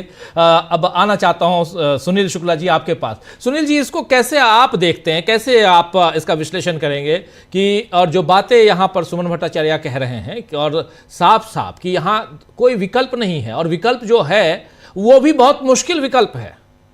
आज की तारीख में राष्ट्रपति शासन लगाने की तरफ अगर आप जाते हैं, तब या आज की तारीख में ममता बनर्जी को गिरफ्तार करने की सोचते हैं, तब ये इन तमाम चीज़ों को देखा जाए और उससे पहले ईडी की कार्रवाई और इस ढंग से सीधा सीधा आज पहली बार इतनी दलीलें ईडी के की अलग अलग जो केसेस, जो पॉलिटिकल केसेस हुए हैं, उसको हम लोगों ने खूब समय समय पे हम लोगों ने उसकी रिपोर्टिंग की है। लेकिन आज कुछ और ही था और इसी ASG, additional solicitor general Raju, इनकी काफ़ी दलीलें हम लोगों ने अपने दर्शकों तक पहुंचाई हैं सुप्रीम कोर्ट से। लेकिन आज वहां पे ये पहले ही होता नहीं कि फर्स्ट बॉल पे ही आप क्लीन बोल्ड लड़खड़ाते हुए नजर आए और शुरुआत में ही। क्या कारण रहा होगा, यहां क्यों बैकफुट पे ईडी नजर आया? धन्यवाद राजीव जी। इसलिए ईडी बैकफुट पे नजर आया कि ईडी जिसके नाम पर आईपैक के दफ्तर में रेड डाले थे, उसको लेकर कोई उसके पास अभिलेख नहीं है। 2020 का यह मुकदमा है, 2026 में आप ऐन चुनाव के मौके पर वहां रेड डालने जा रहे हैं। गोया कि आप उस मामले की तहकीकात करने नहीं जा रहे हैं, उस राज्य में चुनाव को प्रभावित करने के लिए जा रहे हैं। अगर आपको कोल स्कैम से जुड़े हुए आपके पास अभिलेख होते, 20 साल से आप 2020 से लेकर के 26 तक 6 साल से तो आप बैठे हुए नहीं है ना, कुछ ना कुछ तो आप काम कर रहे होंगे, क्योंकि आपका ही काम है, जांच कर रही है, आपका काम है। ये 6 साल का पहले का मुकदमा है या जांच चल रही है, तो आपने कुछ तो तथ्य एकत्रित किए होंगे। और अगर आप तथ्य एकत्रित किए होते तो आपको अचानक चुनाव के मौके पर वहां जाने की आवश्यकता नहीं पड़ती, उसके पहले आप चले गए होते। आप 25 में चले गए होते, 24 में चले गए होते और आईपैक के खिलाफ कार्रवाई कर लेते। लेकिन आपको भी पता है, ईडी को यह पता है कि उस मामले में आप आईपैक के खिलाफ कोई भी तथ्य आपके पास नहीं है, कोई अभिलेख नहीं। आप गए थे चुनाव को प्रभावित करने के लिए, जो आरोप लगाया ममता बनर्जी ने, और उस वजह से जब आपके पास उस पूरे प्रकरण में कोई अभिलेख, कोई बताने के लिए न्यायालय के पास नहीं है, तो क्या कहेंगे आप? तो ममता बनर्जी का जो आरोप है वो सही साबित हो रही है कि यह केवल हमारे जो डॉक्यूमेंट है, चूंकि यह आईपैक टीएमसी का आईटी का प्रभारी के रूप में काम करता है, तो जो टीएमसी के पॉलिटिकल इंफॉर्मेशन है उसको लेने के लिए आए थे। और सवाल सही है, अगर ईडी अपने मजबूत फुटिंग पे खड़ी होती तो वो न्यायालय को ये बताती कि बिल्कुल नहीं, हम कोल स्कैम के लिए गए थे और ये चीजें ऐसी मिली है मेरे पास, ये बद लिफाफे में हम न्यायालय को दे रहे हैं जिसमें आईपैक संलिप्तता नजर आती है। वो तो कुछ नहीं बता पाया क्योंकि आपके पास कुछ ही नहीं है बताने के लिए। तो पॉलिटिकली जो ममता बनर्जी ने जो एक नैरेटिव बनाने की कोशिश की, उसमें वो कामयाब रही और यह कहने में कामयाब रही कि ईडी केवल पॉलिटिकल एजेंट के रूप में भारतीय जनता पार्टी के का काम कर रहा है, एक जांच एजेंसी के रूप में काम नहीं कर रहा है। सर्वोच्च न्यायालय भी कई बार इनसे कह चुका है कि आप राजनीतिक लड़ाइयों में भागीदार क्यों हो जाते हैं, क्या आपकी कौन सी मजबूरी है? ईडी से पूछ चुका है, उसका कोई जवाब उनके पास नहीं है। जो गतिविधियां चल रही हैं पूरे देश भर में कि जिस राज्य में चुनाव होता है ईडी वही सक्रिय हो जाती है, ये तो न्यायालय के संज्ञान में भी है। आप दिल्ली के चुनाव देख लीजिए, जब अरविंद केजरीवाल गिरफ्तार किया गया। आप झारखंड को देख लीजिए, जब हेमंत सोरेन को गिरफ्तार किया गया। कब गिरफ्तार किया गया? जब चुनाव था। अगर आपके पास अरविंद केजरीवाल और हेमंत सोरेन के पास मजबूत तथ्य थे तो चुनाव के पहले गिरफ्तार कर लेते, चुनाव के मौके पर क्यों गए? तो यह बात तो एक आम जनमानस में है कि ईडी का प्रयोग इसी कारण से हो रहा है। और यह जो एक परसेप्शन बना है, ये बेमतलब भी नहीं है। स्थिति यह है कि ईडी के मामलों में जो कन्विक्शन रेट है वो 1% भी नहीं है, 0.07% है। कौन सी जांच करते हैं भाई आप इस देश की प्रीमियर एजेंसी हैं। 1000 मामलों में से 100 मामलों में से केवल 5 मामले आप कोर्ट में लेके जाते हैं, और जिसमें भी प्रभावशाली लोगों के खिलाफ आप कार्रवाई किए रहते हैं वो मामले आप वो भी आप लेकर नहीं जा पाते। तो ये तो पब्लिक परसेप्शन है जी। इस मामले में जो ईडी का ये मामला पश्चिम बंगाल में कोलकाता में हुआ, मेरा अपना मानना है कि ममता बनर्जी को एक जबरदस्त पॉलिटिकल लीड मिली है। ममता बनर्जी वैसे भी भारतीय जनता पार्टी से आगे थी, लेकिन जो थोड़ा बहुत भी जो कुछ भी एक एंटी इनकम्बेंसी का नुकसान ममता बनर्जी को झेलना पड़ता, उससे वो बाहर निकलती हुई दिख रही है। भारतीय जनता पार्टी उनके खिलाफ कोई माहौल नहीं बना पाई। केंद्रीय एजेंसियों की बदौलत आप ममता बनर्जी के खिलाफ राजनीति नहीं कर सकते। अगर आप 356 लागू कर देंगे, वहां राष्ट्रपति शासन लागू कर देंगे, तो भारतीय जनता पार्टी आत्महत्या कर लेगी वहां। फिर इसको उम्मीदवार मिलेंगे कि नहीं मिलेंगे तय करना पड़ेगा इनको। यह बहुत बड़ी राजनीतिक चूक होगी। ईडी भेज करके जो उन्होंने एक आत्मघाती कदम उठाया है, उसका ही विस्तार होगा अगर वो राष्ट्रपति शासन लागू कर देते हैं। क्यों कि जो पश्चिम बंगाल की जनता है वो इसको स्वीकार नहीं करती, इसलिए नहीं। यही इस आधार पे आप कह सकते हैं कि जब से 3 टर्म से पश्चिम बंगाल में ममता बनर्जी की सरकार है, हाल के वर्षों में कोई भी बड़ा विरोध प्रदर्शन इस सरकार के खिलाफ आपको नहीं दिखाई पड़ा। जो मेडिकल कॉलेज, 2 मेडिकल कॉलेजों की घटना हुई, अगर आप उनको छोड़ दें, जी, उनको भी भाजपा में ममता बनर्जी की सरकार ने बड़ी मजबूती के साथ और साहस के साथ लोगों के बीच में जाकर के अपनी बात कही और अपने आप को उस संकट से बाहर निकाल लिया। गवर्नेंस के मुद्दे पर कोई पश्चिम बंगाल में स्थिति नहीं है कि आप राष्ट्रपति शासन लागू करेंगे और वहां की जनता एकदम फुल माला लेकर के भारतीय जनता पार्टी के पीछे खड़ी हो जाएगी। नहीं, आपने बहुत बड़े एक संकट से हमको निजात दिला दिया, एक ऐसे रिजीम से हमको आपने निजात दिला दिया जो गवर्नेंस के नाम पर बहुत विफल है। ये स्थिति नहीं बनने वाली। तो 356 लागू भी करते हैं आप, तो वहां का जो जनादेश है ममता बनर्जी के साथ, वो उसके साथ मजाक होगा, वो भी आप नहीं कर सकते। और ईडी अगर आगे की कार्रवाई नहीं करती, तो जो ममता बनर्जी कह रही हैं कि आप एक राजनीतिक एजेंडे के तहत गए थे वहां, वो साबित होता हुआ नजर आता है। दोनों स्थितियों में ईडी कुछ कर नहीं सकती है। ईडी की स्थिति भी नहीं है कि आप जा करके आप ममता बनर्जी को गिरफ्तार भी नहीं कर सकते, यह भी साहस से जुटा पाएंगे आप। माने 356 लागू करना भी आपके बूते का नहीं है और ममता बनर्जी की गिरफ्तारी भी आपके साहस का विषय नहीं है, आपका दूर दूर तक। दोनों स्थितियों में ममता बनर्जी का जो पॉलिटिकल नैरेटिव है वो मजबूत होता हुआ दिखता है, और इस पॉलिटिकल नैरेटिव का काट बीजेपी के पास नहीं। बीजेपी चाहती है कि वह अगर ममता बनर्जी से मुकाबला करना, तो उसको राजनीतिक तौर पर भी मुकाबला करना होगा, और उनका मुकाबला करने के लिए कोई एजेंडा उसके पास नहीं है। पिछले 5 साल में भी कोई एजेंडा बना नहीं पाई। जिस तरह की जिस बात को आप आगे ले जाना चाहती है, शुभेंदु अधिकारी जो बात कहते रहते हैं, उस आधार पे भारतीय जनता पार्टी पिछले 5 वर्षों में कोई राजनीतिक विमर्श नहीं बना पाई है ममता बनर्जी के खिलाफ। क्या करेंगे आप? कौन से मुद्दे आपके पास हैं? एसआईआर को लेकर के जो आपने चुनाव को प्रभावित करने की कोशिश की, उसका भी एकदम सड़क पर उतर के ममता बनर्जी ने मुकाबला किया। जो नाम काटने के प्रयास किए गए, उसको भी भरसक रोकने की कोशिश की, और ये बताने का प्रयास किया कि एसआईआर के माध्यम से चुनाव को प्रभावित करने की कोशिश की जा रही है। तो एसआईआर को लेकर के भी अगर आप कोई परसेप्शन बनाना चाहते हैं, वो भी संभव नहीं है। तो न तो आप भ्रष्टाचार का कोई बड़ा मुद्दा खड़ा कर पाए, न कोई राजनीतिक मुद्दा आप बड़ा खड़ा कर पाए। एसआईआर के माध्यम से जो आपने चुनाव प्रभावित करने की कोशिश अगर कर भी रहे होंगे, उसको भी ममता बनर्जी ने बेनकाब किया। ममता बनर्जी सड़क पर उतर करके भारतीय जनता पार्टी का मुकाबला कर रही है। जो कुछ भी आप काम कर रहे हैं, एसआईआर के खिलाफ वो सड़क पर उतरी, ईडी के खिलाफ आप आए, वो भी सड़क पर उतरी। कोई ऐसा विषय नहीं था जिससे ममता बनर्जी ने अपने आप को बैकफुट पर रखा हो, ये कोशिश की हो कि नहीं हम सीधे सीधे हम नहीं उतरेंगे। हर मामले में सीधे सीधे उतरेंगे। न्यायालय में अगर ईडी गया, न्यायालय में टीएमसी भी गई, और टीएमसी का कोई पदाधिकारी नहीं गया, ममता बनर्जी खुद गई एज चेयरपर्सन तृणमूल कांग्रेस। सर्वोच्च न्यायालय में ईडी है, वहां भी टीएमसी ममता बनर्जी अपने खुद में सामने उपस्थित है। तो आमने सामने खड़ा होकर के जिस तरीके से ममता बनर्जी ने भारतीय जनता पार्टी का मुकाबला किया है, वह उनके राजनीतिक बढ़त का संकेत है पश्चिम बंगाल।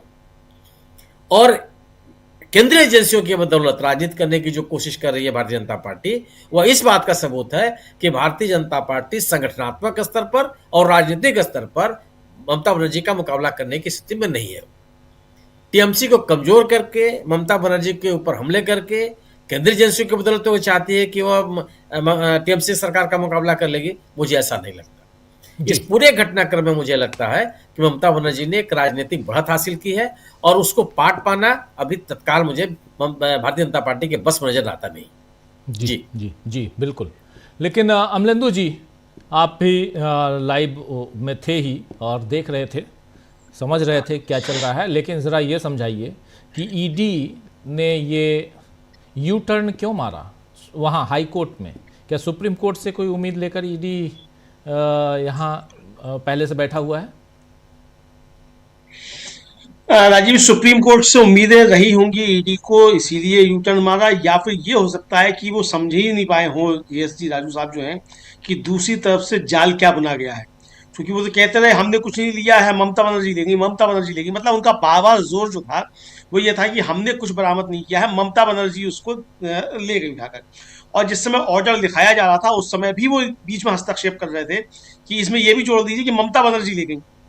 ये उनका जोर था मिला के। तो राजीव जी आज वो यू टर्न लेना नहीं चाहते थे, लेकिन वो जिस तरीके से वहां फंस गए थे, एक तो पहले वो तैयारी के साथ इसीलिए आए थे कि शायद यहाँ से एग्जॉर्नमेंट मिल जाएगा और फिर सुप्रीम कोर्ट पहुंच जाएगा तो राष्ट्रीय स्तर पे जो है उसको भुनाया जाएगा, वहां भी फिर बात होगी। आज भी एक हेडलाइन बनेगी और फिर वहां भी बनेगी, उसके बाद फिर ममता बनर्जी को थोड़ा नुकसान पहुंचाया जाएगा, ये इस इरादे से गए होंगे। लेकिन वहां जो उनके वकील थे दोनों, कल्याण बनर्जी जो थे वो भी राजीव जी सुप्रीम कोर्ट के बहुत अच्छे वकीलों में गिने जाते हैं, और डॉक्टर मेनका गुरुस्वामी वो भी बहुत अच्छे वकीलों में गिनी जाती हैं। दोनों, डॉक्टर मेनका गुरुस्वामी ने आखिर में उनको फांस लिया ये कहते हुए कि अगर ये बार बार यही कह रहे हैं कि साहब हम कुछ लेकर नहीं गए तो ठीक है, हमारी याचिका आप निरस्त कर दीजिए, लेकिन इनके कहने पे इसको ऑन रिकॉर्ड लीजिए कि ये कुछ भी लेकर नहीं गए हैं।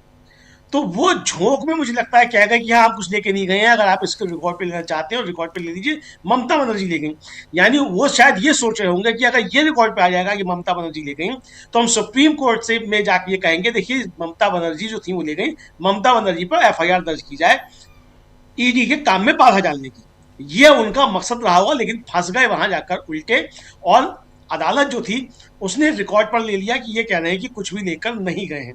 अब राजीव जी इसके जरिए दो तीन चीजें हुई। एक तो यू टर्न साबित हो गया कि यू टर्न आप ले लिया। दूसरा, आपकी जबरदस्त तरीके से हार हुई कि आपको जो कहना पड़ा कि हम कुछ लेकर नहीं गए, कहाँ वरना फिर आप जो थे मुकदमे कायम करते, यानी क्या क्या करते। तीसरी बात राजीव जी, ये आप समझिए कि ये मान लिया ईडी की तरफ से एएसजी राजू साहब ने कि उन्होंने वो दस्तावेज बरामद किए थे जो ममता बनर्जी आरोप लगा रही हैं, मगर वो दस्तावेज ममता बनर्जी लेगी, ईडी नहीं ले जा पाई, ये स्वीकार किया है। उनका बाबा ये कहना कि हमने कुछ नहीं लिया, ममता बनर्जी ले गई, तो इसका मतलब कि आप ये स्वीकार कर रहे हैं कि आपने वो दस्तावेज लिए थे, और आपका कहना यही है कि ममता बनर्जी छीन के ले गई। तो ममता बनर्जी वो ले गई तो आपने स्वीकार कर लिया कि आप वहां आईपैक पर जो छापा डालने गए थे वो आप कोयला घोटाले में नहीं गए थे, वो आप तृणमूल कांग्रेस की स्ट्रेटजी बरामद करने के लिए गए थे कि क्या स्ट्रेटजी है, और जो ममता बनर्जी आरोप लगा रही हैं उसको आज ईडी ने अदालत में साबित कर दिया कि ममता बनर्जी के आरोप सही हैं। अब राजीव जी जब ये पहुंचेंगे सुप्रीम कोर्ट में तब वहां क्या बहस करेंगे? यही तो कहेंगे कि साहब ये हमारा इन्होंने काम में बाधा पहुंचाई और हम तो लेकर नहीं आए, ममता बनर्जी लेगी, जो आज लगाए हुए थे एएसजी राजू साहब, यही रट सुप्रीम कोर्ट में लगाएंगे। अब अगर ये मान भी लिया जाए राजीव जी, जो उनको भरोसा होगा ईडी को कि सुप्रीम कोर्ट एफआईआर के आदेश दे देगा ममता बनर्जी पे, अगर ये भरोसा है जो उनको समझाया गया होगा रणनीतिकारों द्वारा बीजेपी के, अगर ये एक प्रतिशत मान भी लिया जाए कि सुप्रीम कोर्ट कह देगा कि साहब ठीक है एफआईआर दर्ज करो, तो एफआईआर दर्ज करने पे राजीव जी ये सरकारी काम में बाधा डालना ईडी तो गिरफ्तार नहीं करेगी। इसमें गिरफ्तार कौन करेगा? इसमें गिरफ्तार करेगी बंगाल की पुलिस। एक 2 स्टार दरोगा जो है वो उसकी जांच करेगा, और वो जब इसकी जांच करेगा तो जांच क्या करेगा ये सबको मालूम है। अगर 50 बीएलए नौकरी से इस्तीफा दे सकते हैं कि भाई ये आपका एसआईआर जो आप कर रहे हैं ये गड़बड़ है, तो दरोगा क्या करेगा ये भी समझ लेना चाहिए एजी साहब को। तो यानी अपनी जो है थू और कराएंगे अगर सुप्रीम कोर्ट से ये जोर देते हैं कि साहब ममता बनर्जी के खिलाफ एफआईआर दर्ज कराई जाए, क्योंकि अब तो ये आप दे चुके, ऑन रिकॉर्ड है, आप हाईकोर्ट में कह चुके कि आप कुछ लेकर नहीं आए हैं। तो अगर आप कुछ लेकर नहीं आए हैं तो ममता बनर्जी आपसे लेके आ गई। अगर आप कुछ लेकर नहीं आए तो ममता बनर्जी क्या ले गई? और अगर आप कह रहे हैं कि आप जो लेकर आए थे ममता बनर्जी वो ले गई, तो ममता बनर्जी का आरोप सच हो रहा है कि आप उनके कागजात लेने के लिए आए थे, तो आप सुप्रीम कोर्ट में गिरते हैं। तो कुल मिला के राजीव जी अपने ही बुने जाल में ईडी बुरे तरीके से फंस गई है। अब अमित शाह जी क्या इनका इंतजाम करेंगे हमें नहीं मालूम है, जैसा कि ममता बनर्जी का आरोप है कि वो उन्होंने कहा प्रधानमंत्री के लिए कि mister prime minister control your home minister, तो वो होम मिनिस्टर क्या करेंगे ईडी का, एसडी साहब का, हमें नहीं मालूम है। ममता बनर्जी के अपने आरोप हो सकते हैं, वो राजनेता है, कुछ भी आरोप लगा सकती हैं, लेकिन अगर ममता बनर्जी के आरोप सही हैं तो फिर क्या होगा ये आने वाला समय बताएगा। कुल मिलाकर जो है, जो आज की परिस्थितियां हैं उसमें साफ तौर पर समझा जा सकता है कि ईडी के जरिए जो बीजेपी ने जाल बिछाने की कोशिश की थी, उसके जाल में बीजेपी खुद फंसती हुई नजर आ रही है। ममता बनर्जी विजयी मुद्रा में आज निकलकर आई है। राजीव जी बिल्कुल सही कह रहे हैं आप, लेकिन विजयी मुद्रा में न सिर्फ निकल के आना, अब कल इस पे चर्चा दलीलें पेश की जाएंगी इधर सुप्रीम कोर्ट में, और सुनवाई की तारीख ही नहीं बल्कि अब उसका समय भी आ गया है। फर्स्ट हाफ में इसकी सुनवाई होनी है, 27वें नंबर पर यह केस है जहां सुनवाई होगी। अब देखते हैं कि 27वें नंबर तक ये मतलब इस केस तक पहुंचते पहुंचते जजेस कहीं उठ न जाएं और इसकी सुनवाई आगे न टाल दी जाए, ये भी हो सकता है। मगर इंतज़ार रहेगा, कल का बहुत ही इम्पॉर्टेंट डे है अगर सुनवाई होती है तो। लेकिन इससे भी इम्पॉर्टेंट यहाँ ये नज़र आ रहा है, प्रेम कुमार जी ज़रा इसका विश्लेषण आप लोगों के ज़रिए समझना चाहता हूँ। जो अभी बातें कहकर गए सुमन भट्टाचार्य, उसमें से एक बात ये कि कल को तेलंगाना के मुख्यमंत्री या तो दूसरे राज्यों के मुख्यमंत्री वो भी अब हिम्मत दिखाएंगे, जो हिम्मत यहां ममता बनर्जी दिखा चुकी हैं। और यहां ईडी ने कहा है, जो सुप्रीम कोर्ट में याचिका ईडी ने दाखिल की है उसमें साफ साफ फर्जरी का मामला, उसमें रोबरी का मामला, कि आकर डकैती करके चली गई ममता बनर्जी, आकर ईडी के पास से पूरा लेके चली गई, और ममता बनर्जी के खिलाफ एफआईआर दर्ज करने की अनुमति दी जाए हमें, और वो भी राज्य से बाहर। ये सारी चीजें अगर सुप्रीम कोर्ट में इन दलीलों, इस याचिका में जो मांग की गई है वो अगर नहीं टिक पाता है, तो फिर क्या जो सुमन भट्टाचार्य कह रहे हैं उस दिशा में दूसरे राज्य जाते हुए दिखाई देंगे, जहां ईडी का डर, और खासकर डर की बात नहीं है, अगर आप गलत कर रहे हैं, जांच एजेंसियां आ रही हैं, जांच कर रही हैं, और जो बात है कि हाँ कोयला घोटाले पे जांच करनी है तो बात अलग, लेकिन आप कोयला घोटाले पे तथाकथित तौर पे बात न करके आप पूछ रहे हैं कि आपकी पॉलिटिकल स्ट्रेटेजी की फाइल कहां है, तब तो गड़बड़ है मामला। और ऐसे में किस दिशा में फिर जांच एजेंसियां और खासकर जो इसको कितना एक्सपोज होते हुए देखते हैं आप, प्रेम कुमार जी? राजीव जी, ये जो पूरा मसला सामने आया है उसमें चूंकि ईडी एक तरह से, ईडी सीबीआई सब अर्ध न्यायिक संस्था भी होती है, तो उसको एक न्यायालय की तरह भी देखा जाना चाहिए। लेकिन वो हाई कोर्ट में अपील कर रही है और क्या कह रही कि स्टेट से बाहर उनको मुकदमा करने की अनुमति दी जाए, रॉबरी जैसे आरोप लगा रहे हैं, वो भी एक मुख्यमंत्री पर। तो इसका मतलब है कि ये आरोप नहीं है, एक तरफ से उन्होंने, ईडी जब ये कह रहा तो ईडी ने मान लिया है कि ऐसा हुआ है, तब वो कोर्ट में गए हैं कि भाई ममता बनर्जी रॉबरी कर रही है, काम में दखल दे रही है, कुछ इस तरह की बात जो असंवैधानिक है वो कर रही है।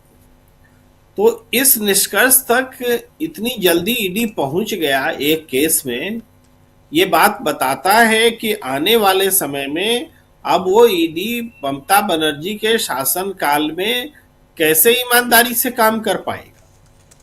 ये आपको याद होगा कि सीबीआई के मामले में ममता, पश्चिम बंगाल में भी जो कानून बना और वही तेलंगाना में भी बना था कि भाई बिना अब स्टेट से पूछे हुए सीबीआई एंट्री नहीं कर सके, ये बना था, अभी भी है। अब इस तरह की चीजें अब क्या ईडी के साथ भी होंगी कि अब जो केंद्रीय संस्थानें हैं, प्रीमियर एजेंसीज हैं, उनको किसी स्टेट में काम करने से पहले उस स्टेट की मर्जी जरूरी होगी। ये अब स्टेट के लिए काम करना मुश्किल हो गया है, इसलिए ये स्थितियां बन रही हैं।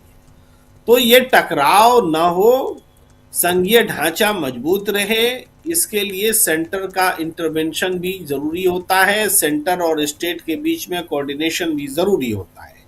लेकिन चूंकि चुनाव ही सब कुछ है, जैसे भी चुनाव जीत लेना है, और इसके लिए हमें केंद्रीय एजेंसियों का इस्तेमाल करना है और इस हद तक इस्तेमाल करना है कि केंद्रीय एजेंसियां स्टेट गवर्नमेंट को अपना दुश्मन मान बैठी है।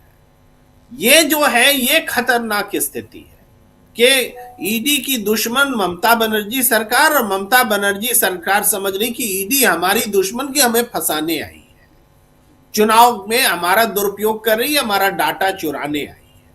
तो ये पूरी तरह से एक केस नहीं है, ये फेडरल स्ट्रक्चर पर बहुत बड़ा एक हमला है, उसका प्रमाण है। और ये चुनाव के इर्द गिर्द हो रहा है, इसलिए और ज्यादा खतरनाक है। आम दिनों होता तो एक मामला भर होता, लेकिन ये तो चुनाव है और चुनाव हर स्टेट में होना है। तो क्या हर स्टेट में इसी तरह से केंद्रीय एजेंसियां और स्टेट गवर्नमेंट एक दूसरे को दुश्मन मानेगी, एक दूसरे के खिलाफ अदालत में जाएंगी? ये तो ये भी मामला है ना कि ईडी बनाम एक स्टेट गवर्नमेंट और हाई कोर्ट और सुप्रीम कोर्ट में जाके न्याय मांग रही है। यानी बहुत नाजुक समय पर, नाजुक स्थिति में है केंद्र और राज्य का संबंध। ऐसे में तो राज्य सरकार का अस्तित्व खत्म हो जाना चाहिए। भाई रहे बचने ही नहीं देंगे कि भाई अब केंद्र ही सरकार चलाए, राज्य सरकार की जरूरत क्या है, वो तो केंद्रीय एजेंसियों की दुश्मन है, वो तो काम करने नहीं देती है। तो ये जो इस मोड़ पर जो बात लाई गई है, ये चुनाव विरोधी है। चुनाव जीतने से ज्यादा खतरनाक बात हम बोल रहे हैं। ये इलेक्शन नहीं हो, इलेक्शन होगी तो फिर ममता जीत के आ जाएगी, फिर जीत के आ जाएगी तो ईडी को काम करने नहीं देगी, इसलिए ममता को जीतने ही ना दो, यानी चुनाव ही ना होने दो। तो ये जो बात को वहां तक ले जाया गया है कि चुनाव का मतलब ही खत्म हो जाए। जी राजीव जी। जी बिल्कुल बिल्कुल आप सही कह रहे हैं, उस दिशा में चुनाव का मतलब खत्म हो जाए। लेकिन उससे पहले जांच एजेंसियों का जो डर है, क्या वो खत्म होने की तरफ है? प्रशांत टंडन जी, ये फायदेमंद भी है और नुकसानदेह भी है। देखिए राजीव जी, बड़ी सिंपल सी बात है। भारत की संवैधानिक लोकतंत्र को बचाने के लिए कुछ भी करना चाहिए। अगर जांच एजेंसियां पॉलिटिकल पार्टी की तरह बिहेव कर रही हैं, तो जांच एजेंसियों के साथ यही बर्ताव होना चाहिए जो ममता बनर्जी ने किया। पॉलिटिकल बात ये है, इसमें कोई, ये ऐसा दौर है राजीव जी जिसमें कि हम बहुत क्लिनिकल होके गोल मोल तरीके की बात नहीं कर सकते। जी, हुआ दरअसल ये है कि मोदी और अमित शाह में कोई बीजेपी और तृणमूल कांग्रेस का कोई सवाल नहीं है। मोदी और अमित शाह, इन दोनों लोगों ने लकड़ी समझ के गर्म लोहा उठा लिया है। आप उससे जितना जल्दी पिंड छुड़ाना चाहते हैं कि जितना जल्दी वो छूट जाए हाथ से, इसीलिए डिफेंसिव थी आज ईडी। और कल सुप्रीम कोर्ट में भी राजीव जी यही होगा कि ये मामला किसी तरह से बंद हो जाए, ये चैप्टर ही क्लोज हो जाए। अब जो ईडी का आरोप है, वो ईडी का आरोप क्या है? मतलब कि ममता बनर्जी ने चोरी कर ली। ममता बनर्जी ने कहां से चोरी की? ईडी के किसी अधिकारी के घर से चोरी की क्या? वो फाइल कहां थी? क्या ईडी के दफ्तर में थी वो फाइल? ममता बनर्जी अपने पॉलिटिकल कंसल्टेंट के घर या उसके दफ्तर गई, तो उनका एसोसिएट है, वो जा सकती हैं, वहां से कुछ भी ला सकती हैं। वो तो उनको हायर किया हुआ इसी काम के लिए। जी, तो ये चोरी कहां से है? क्या इन्फोर्समेंट डायरेक्टरेट ने उस प्रीमाइसिस को सील किया हुआ था? वहां पे कोई केंद्रीय एजेंसियां लगी हुई थी, उसको सील कर दिया गया था? कोई मजिस्ट्रेट के ऑर्डर थे यहाँ पे कोई नहीं घुसेगा? भाई आप अपना काम कर रहे हैं, ममता बनर्जी के पॉलिटिकल कंसल्टेंट है, वो अपने काम से गई, वहां पे ले आई। ये चोरी कौन सी है? अगर आप अपने किसी कर्मचारी के घर जाए और उसकी रजामंदी से उससे उसका कोई चीज ले आए, कोई कागज, तो क्या ये चोरी कहलाई जाएगी? वो तो ममता बनर्जी के कंसल्टेंट है, वो उनको पैसा, उनकी फीस जाती होगी। और उनके दफ्तर से कोई चीज ला रहे हैं तो उसको चोरी कैसे माना जाएगा? क्या वो आईपैक के जो जैन साहब हैं वो कहेंगे, वो कभी कहेंगे, कभी उन्होंने कहा कि ममता बनर्जी मेरी मर्जी के खिलाफ ये फाइल उठा के ले गई? ऐसा तो नहीं कहा उन्होंने।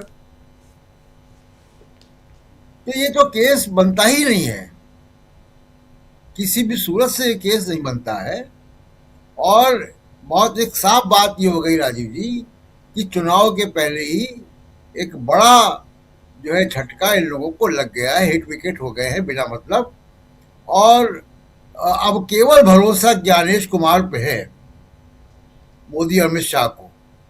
जी केवल ज्ञानेश कुमार कोई चमत्कार कर पाए तो कर पाए। और देखिए, गोदी मीडिया ये हिंदी बेल्ट नहीं है, तो गोदी मीडिया बहुत कारगर नहीं होगा वहां पे। हिंदू मुसलमान चल नहीं पाएगा।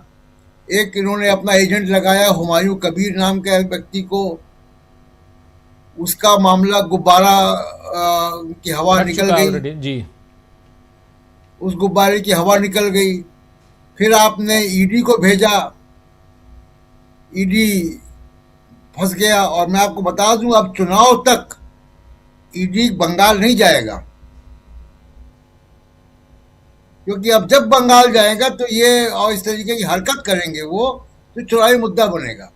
और चुनावी मुद्दा बनना चाहिए। अगर CBI, enforcement directorate, income tax, अगर ये सरकारी एजेंसियां पॉलिटिकल टूल की तरह काम करती कि जहां चुनाव हो वहां पहुंच जाए। अभी सुनील जी भी यही कह रहे थे कि छत्तीसगढ़ में चुनाव होगा तो आप भूपेश बघेल के घर पहुंच जाएंगे, और राजस्थान में चुनाव होगा तो आप गहलोत के घर पहुंच जाएंगे। बड़ा हिसाब से चलते हैं आप। महाराष्ट्र में चुनाव होगा तो आप उद्धव ठाकरे के रिश्तेदारों के यहाँ पहुंच जाएंगे। कर्नाटक में चुनाव आएगा तो आप डीके शिव कुमार के पहुंच जाएंगे। तो ये अगर आप ये करेंगे, तो अगर आप पॉलिटिक्स करेंगे तो आपको भी पॉलिटिक्स झेलनी पड़ेगी। क्यों नहीं झेलनी पड़ेगी? जब आप पॉलिटिकल वर्कर की तरह काम कर रहे हैं तो पॉलिटिकल वर्कर की तरह होगा। पॉलिटिशियंस आपस में एक दूसरे को छीटा कसी करते हैं, वैसे होगा। जी बिल्कुल। तो कोयले खदान में आप जाएंगे और मुंह भी काला नहीं कराएंगे, ऐसे कैसे होगा? जी बिल्कुल। तो इसमें फंस गए हैं मोदी अमित शाह दोनों। अब इसको कैसे वो रिपेयर करते हैं वो कल सुप्रीम कोर्ट में देखेंगे। मेरा अंदाज ये है कि इस मामले को अब वो कंबल डालने का काम करेंगे इस पे, कि इसको खत्म किया जाए। अब कुछ नया सोचेंगे, कुछ नया आइडिया। हुमायूं कबीर का चला नहीं, ईडी चला नहीं, अब तीसरा कोई एक और शिगुफा लेकर आएंगे, क्योंकि दीदी और दीदी वाला भी पुराना हो गया, वो भी चलेगा नहीं इस बार। जी राजीव जी बिल्कुल बिल्कुल। सुनील शुक्ला जी, आप क्या कुछ देखते हैं आगे क्या हो सकता है? और उसमें जांच एजेंसियों की बात मैं कर रहा हूं, और कितना सबक यहां पे ममता बनर्जी ने दिया है जांच एजेंसियों और खासकर ईडी को, बीजेपी को अघोषित तौर पे।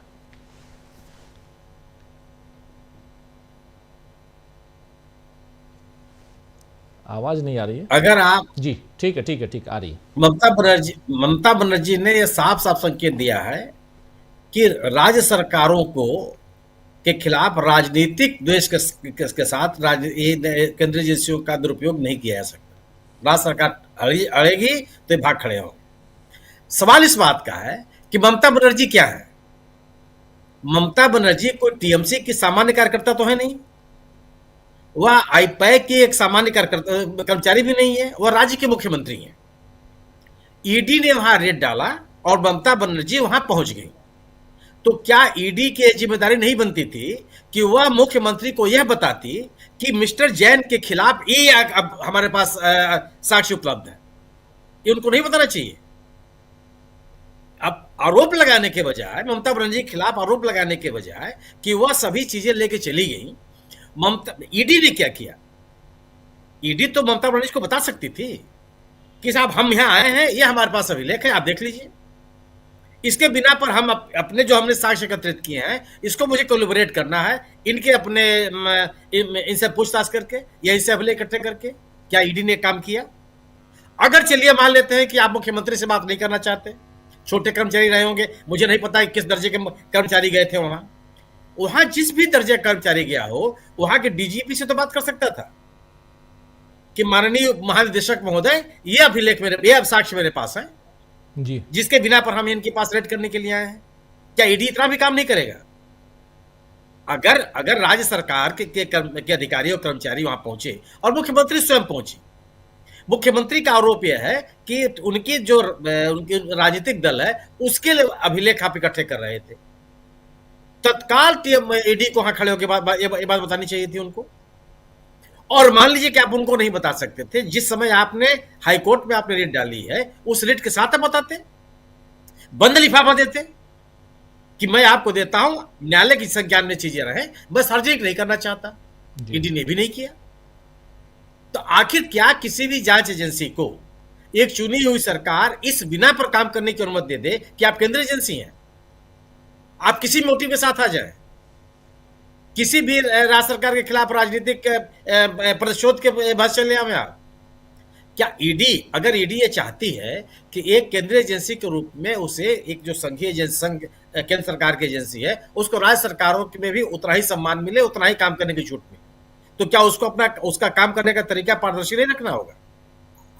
अगर वो पश्चिम बंगाल में जा रही है किसी मामले की जांच करने के लिए और मुख्यमंत्री हस्तक्षेप कर रही है, तो आप मुख्यमंत्री को विश्वास में नहीं लेंगे?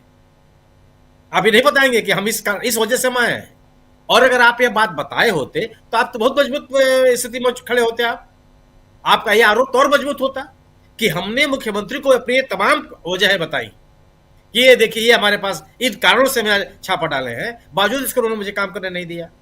वो भी आप नहीं काम कर पाए। और इसका वजह यह है कि आपके पास कोई साक्ष्य ही नहीं। 2020 से लेकर के 6 साल तक क्या आप सो रहे थे? क्या तीर्थ यात्रा पर निकल गए थे? पतंग उड़ा रहे थे कि डमरू बजा रहे थे? कर क्या रहे थे कि आप अचानक चुनाव के साल में चले आए पश्चिम बंगाल में? तो ईडी जो ममता बनर्जी का आरोप है वो काफी हद तक सही है।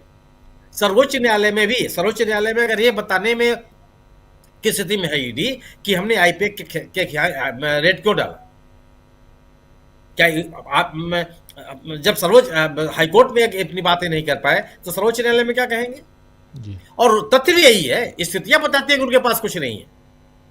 अगर आपने इतने वर्षों तक जांच की होती या उस कोल स्कैम को लेकर के आपके पास साक्ष्य होते तो आपको 26 तक इंतजार नहीं करना पड़ता चुनाव का।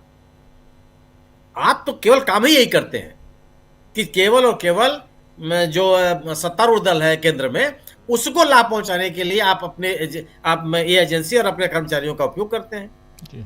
और ऐसे में अगर राज्य सरकारों की तरफ से प्रतिकार हो रहा है तो गलत भी नहीं है।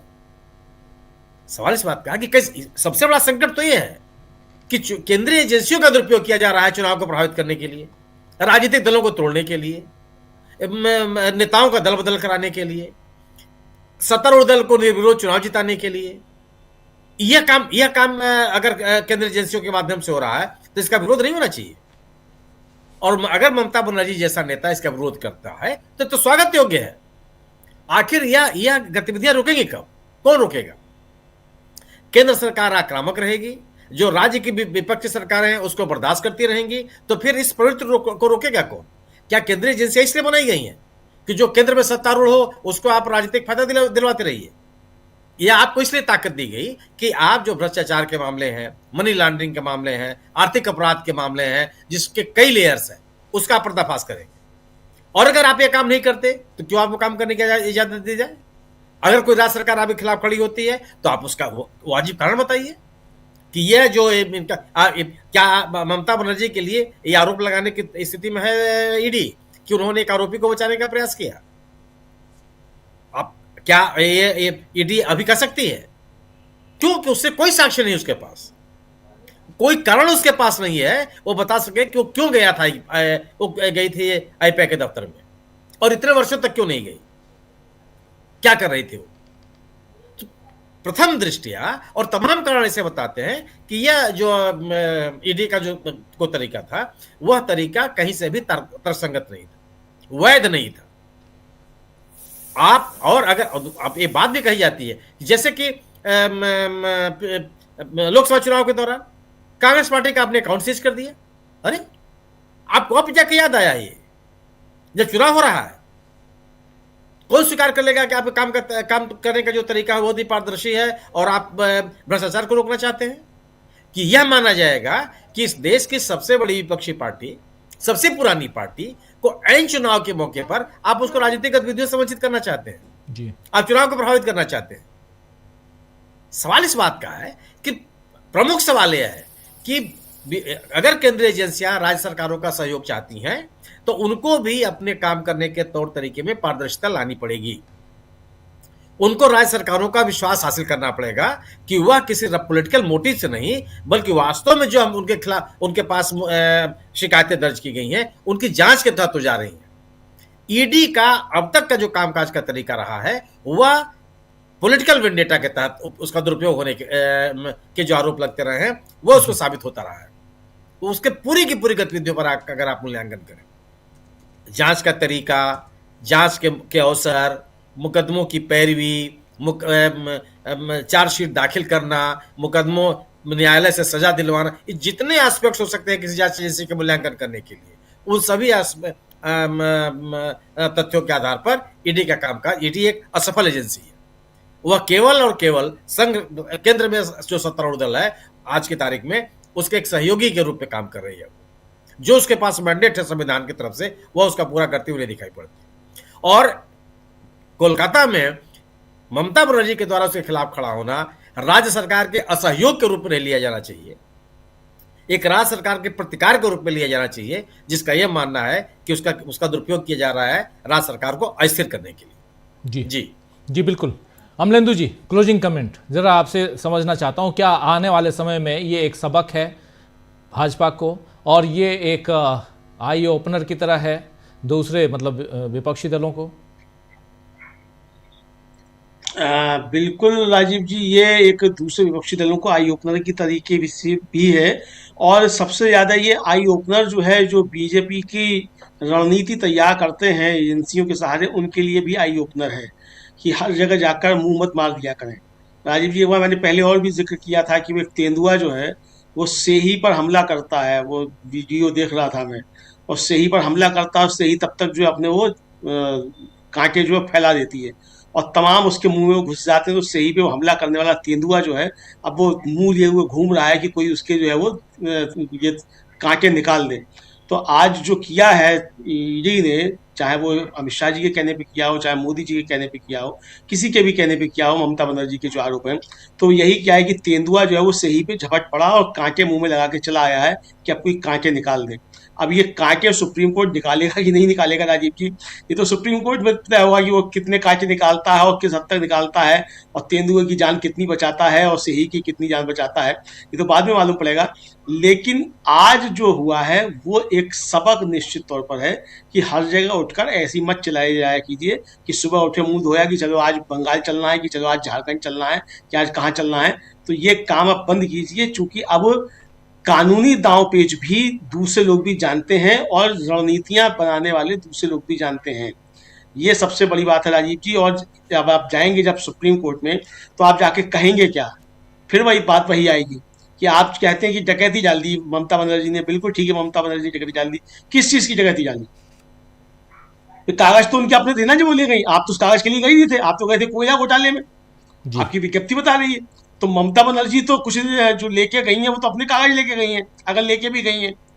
आप जो कह रहे हैं तो यहाँ बुरी तरीके से फंसे हुए नजर आएंगे। तो दूसरे लोगों के लिए भी है कि इसका प्रतिवाद इसी तरीके से किया जाना चाहिए। और राजीव जी, मुझे लगता है कि इस रणनीति जो ममता बनर्जी ने अपनाई वो शायद गलती उस समय हेमंत सोरेन से भी हो गई थी कि उस समय भी उनको यही काम इसी तरीके से कुछ करना चाहिए था। बहरहाल देर आए दुरुस्त आए, जवाब मिलना शुरू हुए हैं, आगे भी जवाब मिलेंगे। और इतना आसान नहीं है कि 50 साल तक जो है विकसित भारत होने तक आप ईडी और सीबीआई के सहारे जो है आप विकसित भारत बना लें।